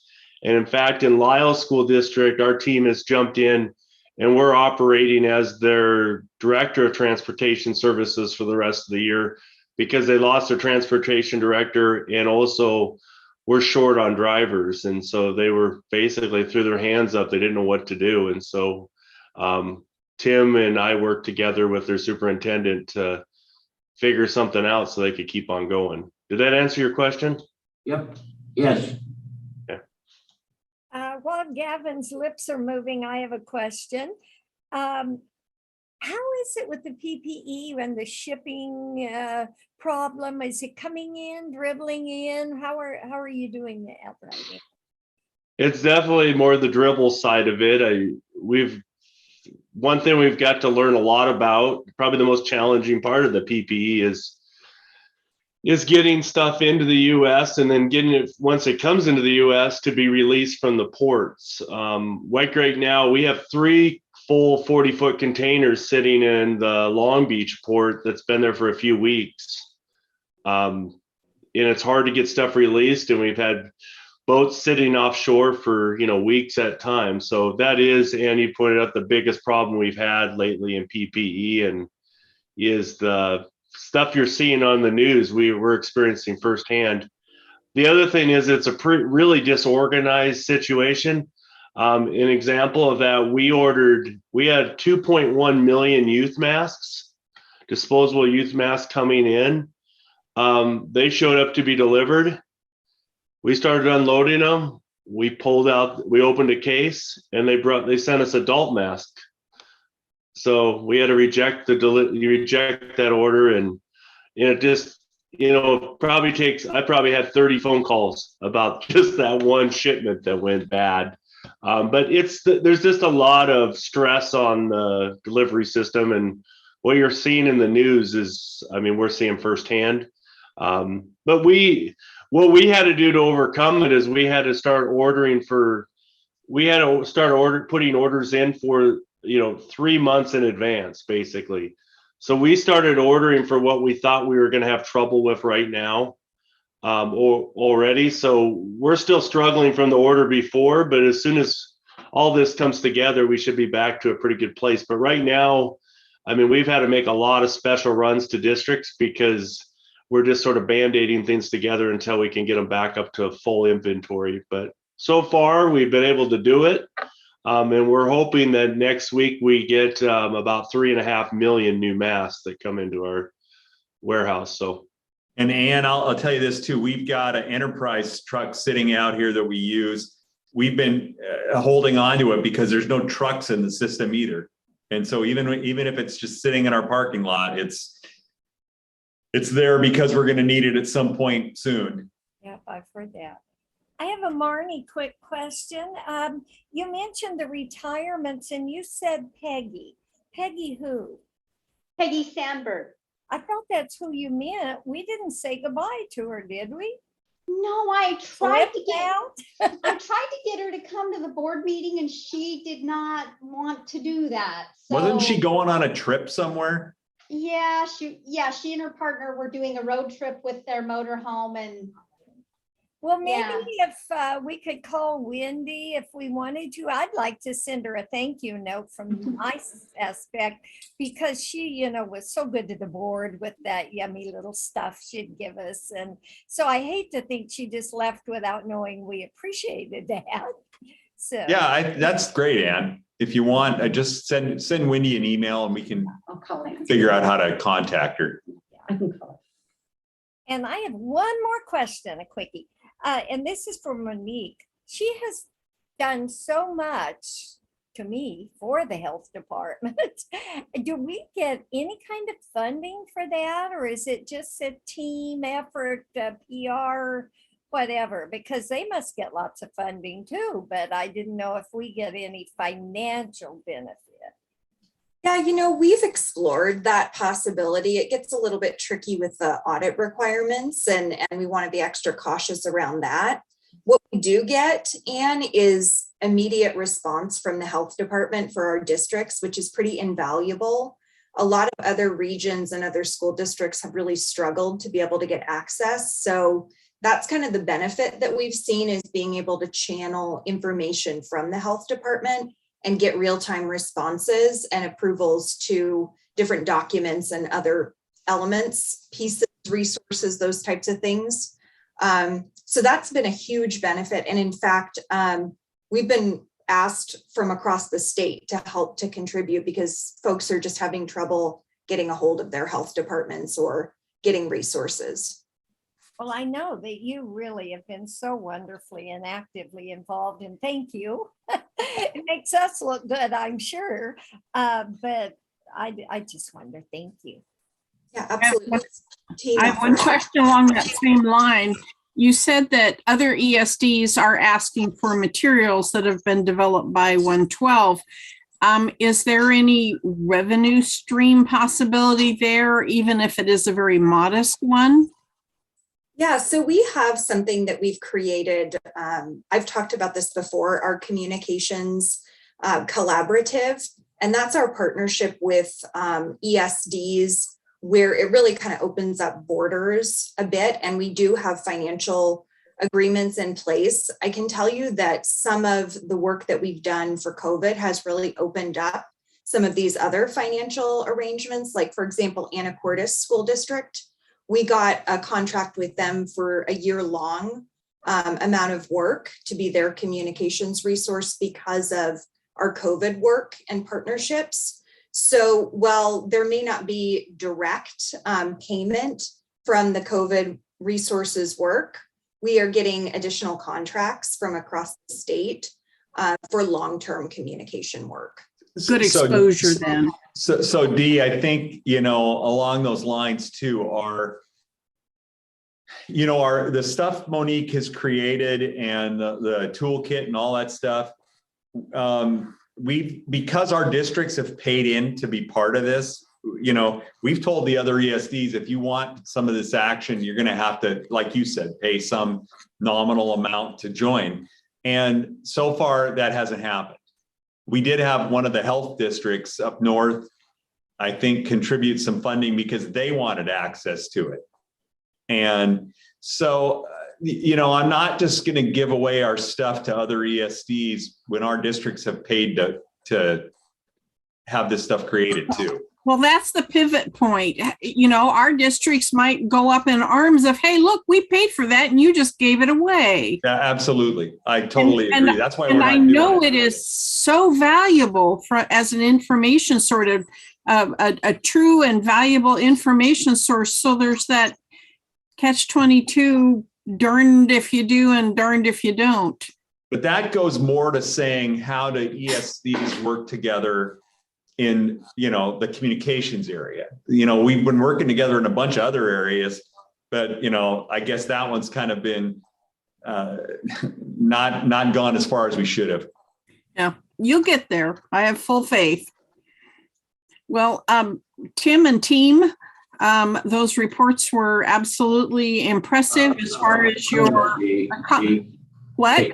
I have one question for Marnie. Oh, sure, sorry. Marnie, with the resignations and people leaving the school districts, are you finding that in HR that some of those people are coming to ESD for employment? Oh, boy. You know, in the school system for paras and others, not so much. We're seeing some of our paras and teachers and school-based people having the same burnout. Some of them, because I think a lot of our jobs in special ed might even be harder than gen ed in the schools. Sometimes we lose our school-based people, the district. So I wish they were all coming here. We're trying hard, but it's a Yeah, struggle. Dick, I think it's more likely they're leaving the system. I don't think there's a lot of movement between school districts for ESD and school districts. I think it's more people are just not doing this kind of work anymore. They're burned out on it. Okay, Dee. Okay, I just wanted to compliment Tim and his crew for a job well done, and we look forward to the annual board retreat for more complete telling. Thank you. But I believe you're up again, Tim, for your superintendent's report. yeah, I have a few items. I wanted to start off with an award that we received, a national award, and I'm going to have Kathy talk about that a little bit. Thank you, Tim. So our Prevent Coalition is one of 700 coalitions around the United States. And we were selected to receive the Coalition of Excellence Award by the Community Anti-Drug Coalitions of America organization. So our program staff is actually going to be flown this late winter. They're going to be flown to the national conference and presented with the award. And then they've also been asked to present. So they were awarded this based on the outcome measures. So they collected multiple data points on the access to youth and marijuana. And so kind of as a result of the steps they've taken, the data they collected, they received that out of that group. So we're really proud of them and the work that they've done and are excited to see them get that award. Yeah, it's so Kathy, I guess they were the #1 coalition in the country, which That's is a correct. big deal. Mhm. But yeah, congratulations to them. Want to mention we're having our legislative forum on December 3rd from 10 to 12. Wendy will send an email out with the link. It's going to be a Zoom meeting if you're interested in that. We passed in the day packet their legislative priorities, but one of the things that our superintendents are going to talk about are kind of how things are really working in schools right now. And you know, because I think that it's really our only opportunity to talk to legislators. And at some point, the legislature could take back control of decision-making from the governor And we want them to understand how things really are working. And talking by that, I mean staff exhaustion, the student mental health, the different, all that the Department of Health requirements that are on us now that weren't there 2 years ago. And just the kind of like Marnie had described, are looking for staff, the shortage of staff. So we're gonna share all those things with them. We also have financial things we'd like to talk to them about. And we will get you the invitation to that, to the forum. Wanted to also let you know that we have a records request from the Seattle Times for our Quest and Sparrow programs about isolation and restraints. I think the school districts had this request a couple of years ago, and probably at that time they didn't really know that we had these programs. I think the other ESDs that run these programs got that too. But what they're asking for is all records of isolation and restraints of kids, of the logs and the incidents for that, our policies, our procedures and handbooks, contracts, district and parent complaints, which I don't believe we have any. So at least we won't be able to give them any of that. We're going to be responding by mid-December. We're gathering the data now. We're really hoping to have those reporters come down to our program, and we can share the information with them, explain how we do things. We are reporting all incidents and restraints, and a restraint for us could be something as simple as holding a kid's hand away from a staff member. So, you know, I know we'll probably show up with a lot of incidents, but at the same time, I think that we want to be able to explain ourselves to this group too. So we're having those conversations about how we go about inviting them down. Gavin, I wanted you to touch on Church and Dwight. This is it's culminating now, it looks like. And I think it's going to lead to some decisions the board is going to have to make probably at our next board meeting. So yeah, Tim, we're at a good point with where we're at in the overall development of the cell. The short plat has received preliminary approval. We're waiting out the 2 weeks. That runs out, I think it's December 1st is the official last day. As far as, I guess that's considered a protest period. So we fully anticipate that to get the final official approval. The buyer is very anxious to close as soon as possible. They were actually pushing for a December 7th close. We are planning on December 15th or 16th, which would be right after your next board meeting. We're working right now with the legal counsels on both sides, our side and the lender side and the buyer side. The big thing that we're wanting to work through is the lender's release of the deed. And really what this part of it is with the short plat, new legal description of the 2 warehouses that we're selling, for them to, the lender, which is Capital One, to formally release them at close is required. And then the next piece that Tim was alluding to or talking about was, as the proceeds of this sale is, the agreed to price was 11.9 million. What we have due as far as the private side of our note that's outstanding is just over $5 million.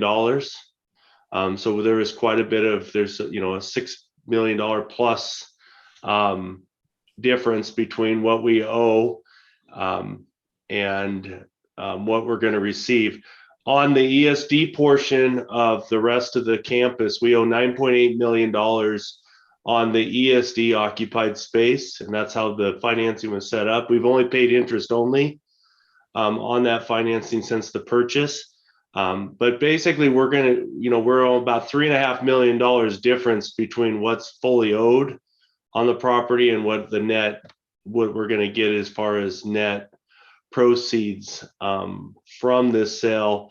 The decision points that are going to, we're going to be needing to bring before you is the Capital One is really wanting us to consider some consolidation of our outstanding debt, even with some of our other properties, to be able to bring down we have an opportunity to bring down our interest rates on some of the other pieces of property. And also we can talk about the payout period, if we can reduce the debt that we have outstanding to be a shorter term. And then the other potential option is to work with Capital One to be able to allow us to pay off the remaining full balance on the Ogden campus. So several things to be considered, but we're in a great spot. I mean, we pay the purchase price of the property a little over 5 years ago was $18 million. And the sale of these two warehouses is netting 2/3 of what that initial investment was. And we're still retaining 60% of the park. Yeah, it's pretty great how this has worked out for us. And in a month or two, we could be debt free as far as this campus goes, if that's what we choose to do. And we'll bring a recommendation prior to the board meeting. Next board meeting, and maybe even on the debt consolidation, Gavin, that could be a couple months out, right? If we choose to go that route. Yeah, the original discussion was to be at least 60 days post close. Two more quick items for me. I want to make sure that everybody knows that, because you may hear it, that Wahkiakum School District is going to go forward with a lawsuit against the state on capital facilities. They haven't been able to pass a bond, and their tax rates in that community would be, for them to build a new high school would cost them like $3.83 for their public, when in Mercer Island to raise the same amount of money is 12 cents. So they have old buildings, like over 60 years old. They can't really provide the same kind of an educational program that anyone else who's got a new science lab or something like that in their school. They don't have a science lab. So their superintendent has told me this is a hill he's willing to die on. The district has hired the same guy who ran the McCleary lawsuit, Tom Ahern, to help them. And they're thinking of they're going to be filing the lawsuit prior to the end of this year, I think. And it's a big deal. It's a big financial lift. So they're looking for other school districts who have similar issues to help contribute to the funding of it. You may be hearing about that soon, but because I know they were out at the WASDA conference, and they were out sharing, looking for people to join in with them. Last thing I want to mention is I hope at the next board meeting that I've had conversations with a couple of you about that it was maybe time to leave the board. And I would like us to, if we can carve out an hour at the board meeting. Normally our December board meeting is a short board meeting, but I'd like to use some of that time maybe to talk about board succession. And if we were, kind of just have this discussion openly among ourselves about how do we go about this. Right now, we're at a point where, the elections just happened. We don't have another election until October of 23.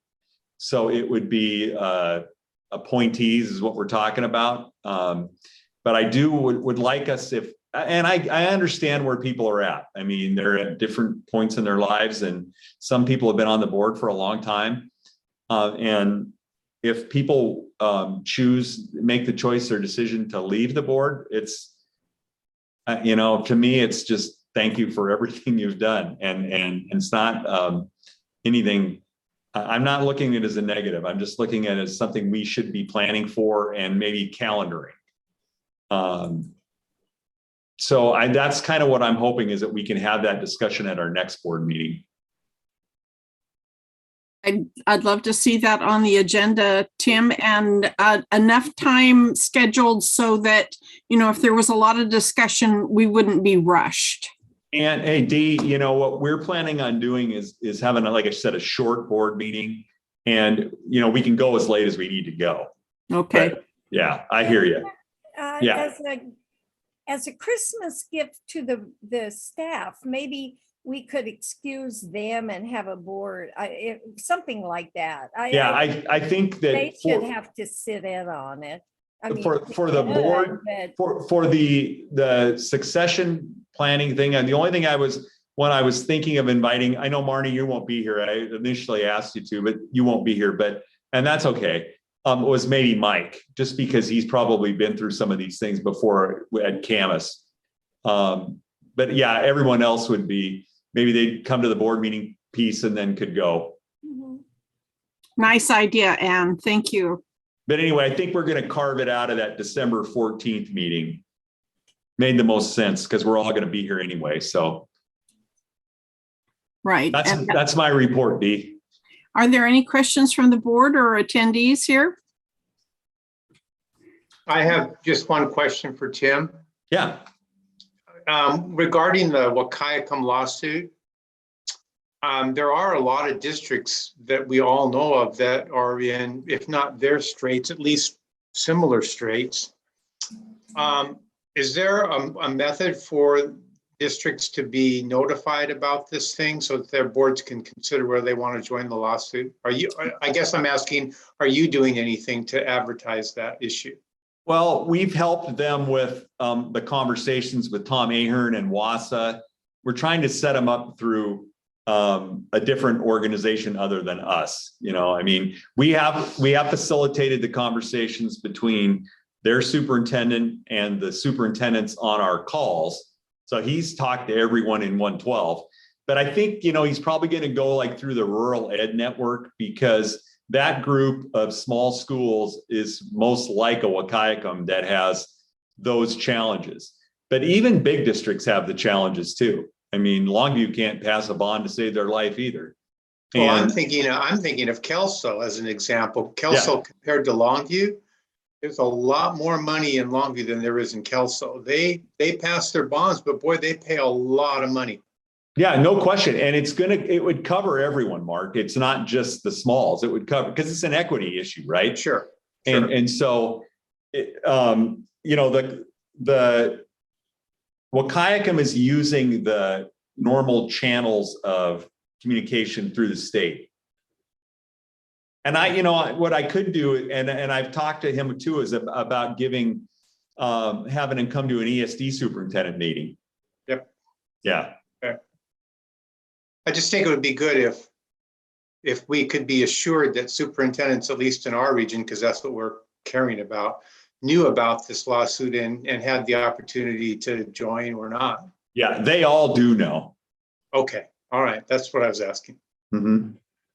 Thanks. Mm-hmm. You bet. Thank you. We have Monique ready for employee acknowledgement and recognition. Yes, great. So our employee recognition for this month is first from our child care center. And this came from a parent, and she had a lengthy email, but in part it says, my daughter loves coming to daycare at Ilahi.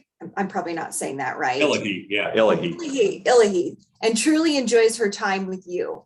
Miss Lisa and Miss Roxy are always upbeat, positive, and welcoming every single day. Keep up the great work. And she also had other compliments within the email, talking about the staff doing an amazing job with a challenging situation this school year. And if there's any group that needs a little recognition, it's definitely our child care folks. This recognition is for Selena Journey, our MTSS coordinator. This is an email from Jerry Snodgrass, who's a Lisle School District Administrator, and he said that he's writing on behalf of Lisle School District Administration and himself regarding an extremely well done in service for our faculty. Selena Journey presented and managed to keep everyone engaged on tough topics all day. This positive boost for staff was much needed. Selena gave us a clear pathway forward, was timely and immensely appreciated. Just want you to know what a great asset you have in the field. And on my team, Xander Hayes, this is our new TV etc. coordinator. He worked with our career connected learning and gave a presentation to a group of students in Ocean Beach about video production work. And we received a really nice email back from Chad on the Career Connect team saying, thanks so much for taking the time to share your experience and advice with students. I'm so glad the students got to meet you and hear your career path and the work you do now. I really appreciate you connecting in greater depth with a subset of students who expressed interest in your field after the meeting and beyond. Thank you. It's hard to measure the impact of a presentation like yours, but I feel like we all know how significant a small change in trajectory can be to a student. It was great working with you on this project, Xander. So just some really nice recognition for members of our staff, and that's it for this month. Okay, we have, I believe, some proposals for action. Tim, would you explain the motion to approve the longevity pay? You know, I think I'm going to ask Marnie maybe to help me out on this. Okay. So this is a proposal to the board that we shared last month. It's a request for approval to grant 75 cents more per hour to employees who have worked for the ESD for 10 years or longer in positions that are on our classified, our paraeducator, and our technical and supervisory salary schedules. Those are employees who have worked here for us for a long time and who, when they get to step 6, don't see increases, and who we feel like with other changes that have happened in the district with efforts to support retention would really benefit by that longevity pay. It's also, you might recall, we brought to the board an amendment to the bus driver salary schedule where we added 50 cents at 10 years and 25 cents just to that salary schedule. Next year, I mentioned we'll be doing a review of all of our salary schedules and coming back to the board, but it felt like it was appropriate to bring this to the board at a cycle for people in these positions. There's about 75 employees that would benefit by this, or 81. I think we must have had a few who have maybe left since then, or who are retiring and won't be here on January 1, but it's about $70,000 to implement, and it would go a really long way with morale.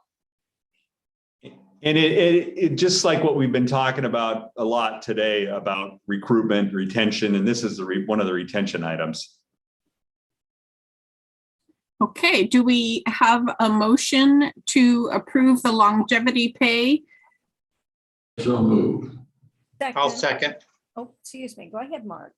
Okay. It's been moved by Dr. Graham and seconded by Mark Harrod to approve the longevity pay and LTC benefit allocation. Is there any debate? Hey, Dee, I think they're two separate items. The LTC is a different. Okay, well, it's on the same document. Let's go with the longevity pay then. Is there any debate on the longevity pay? Hearing none, all those in favor of the motion indicate by saying aye. Aye. Those opposed say no. The ayes have it. The motion is adopted. Then we roll into the long-term care benefit allocation. Tim, or your designee? Yeah, I'm going to ask Marnie again. Thanks.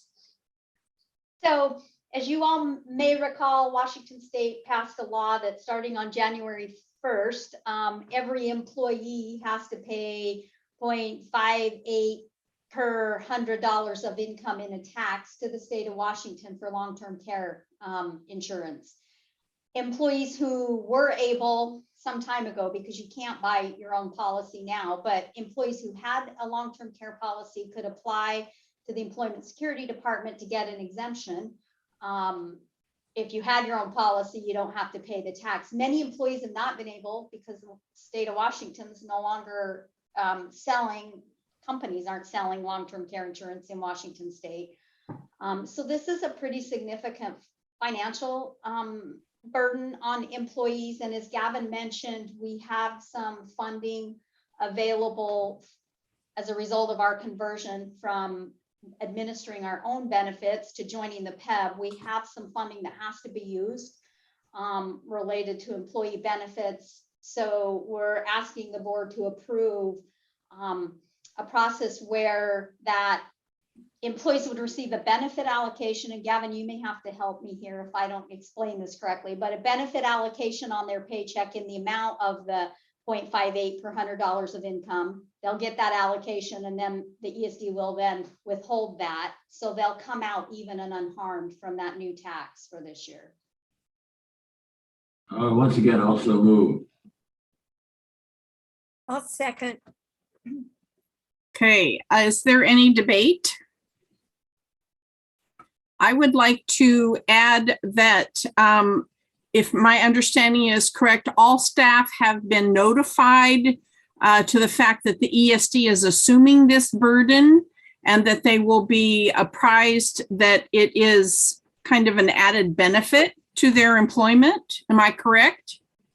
We absolutely will tell employees both about longevity pay and this long-term care benefit now that the board's approved it. We're waiting for your approval, but we will make sure that we let them know you've done that.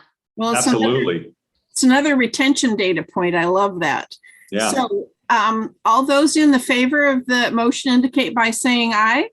Aye. Aye. All those opposed indicate no. The ayes have it. Motion carried. Dee, thank you. This is going to help. I'm sure it will. So we have an opportunity for public and board comments, and we have a visitor, John. This is the time to allow for public comment. Although this is not a time for discussion, the board appreciates and recognizes the value of your input. At this time, please indicate if you would like to address the board president, myself, and when called upon, you will be allowed 3 minutes for your statement.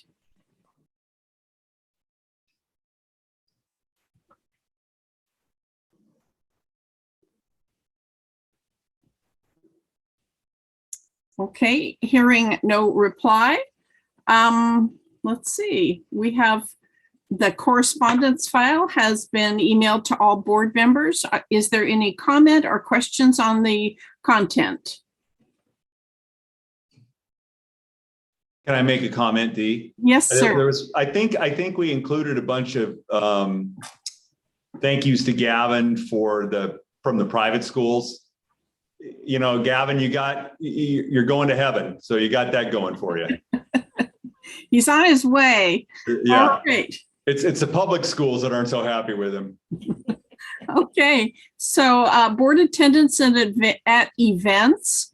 The WASDA Fall Regional Meeting, Leanne and I attended. I saw a couple other ESD folks there. Leanne, would you like to comment, please? Well, actually, I did sign up, but I didn't end up going because I got pulled away to another school district matter. I might as well report on that. It was for the Lisle School District. I needed to attend their board meeting the last minute. And because they had the happy news of selling their old Dallasport Elementary School property for $1.6 million. That's well over appraised value. It's money I'm sure that they could use. And I helped them with that real estate transaction. And we're selling the property to DNR for some office facilities. So it's a great buyer, and the negotiations went very smoothly. So I apologize for missing that meeting, but it was last minute, and I needed to attend that board meeting. Very big deal for them, though. Thanks. It is. It's great. Marvelous, marvelous. Tim, would you like to make a comment? I know you were there. Yeah, I was. I'm trying to remember what happened. Well, There were, Maybe you can rattle my memory. okay, well, first of all, we took 45 minutes to introduce ourselves. Yes, that's right. No, no. And I can tell you right now, I just nod my teeth because, you know, it's like, get on with the program, be that as it may. The content of the meeting was kind of yawn. Dee, it was their business meeting, right? It Yeah, was, pretty much. and they were deciding who was going to be nominated for what committee. That's Yeah, right. And we didn't even do any of that. They just said, oh, nominations are open, basically. Yeah, Oh, I'm it so was. glad I missed it. Yeah, you didn't. Yeah, miss you anything, didn't, Leanne. no. Like I say, 45 minutes for people to introduce themselves. But the good thing is they ended early They did, yeah, so. because they didn't have a program. No, they didn't have anything. I just wish they would have just canceled it or whatever. All right, the next thing we have are the upcoming calendar. It's included in your board materials. If there are anything that you need answer from the board, Wendy, would you please reach out to them? Or you guys get together somehow so that you get what you need. Yeah, Dee, we'll send the link to the legislative forum tomorrow if you're interested in joining. Happy to have you. Okay, I'm going to be out of town, but I'm probably going to try and join remotely since that's the option here. Okay. And let me see what else we have. Well, gee, I think we're coming up on adjournment unless there's something else to come before the board. Sorry, I closed my book. Usually we have, Steve has had an AESD meeting. Was there anything, Steve, or is that not this month? Well, there was a meeting was it Thursday, I think, Tim? Yeah. I had a memorial service to go to for Vaughn Lean Stanek Wilson Architects, who had designed many of the schools in Yeah. region and 2 of our fire stations and 3 remodels. So that was a conflict time, and it was a beautiful ceremony, a great guy, amazing guy. Yeah. So I didn't make it. So Tim would have to report on that if there's anything to report. Yeah, I can tell you a little bit about that meeting. We're into our, we spent a lot of time on the redesign project, just talking about it. And we're at the point we're done with our consultant. And now we're at the point where we have to start making some decisions. But I think we may be using a consultant to help us with decisions too. I actually think the ESD superintendents could power through, but you know, we don't all agree on everything. And so that was our report back to that group. One of the people, Terry Brandon, I think his name is, from ESD 123, is representing the AESD board. We also talked a little bit about that board talked about, they appointed a nomination committee and I think it was Merle and Marcia from 171, Merle from 189, and I believe Terry from 123 is the nominating committee. We're going to have the conference in April. It's planned for the Murano Hotel, I believe, in Tacoma, but it's going to be a joint conference between 121 and 113, and the focus is going to be on equity. That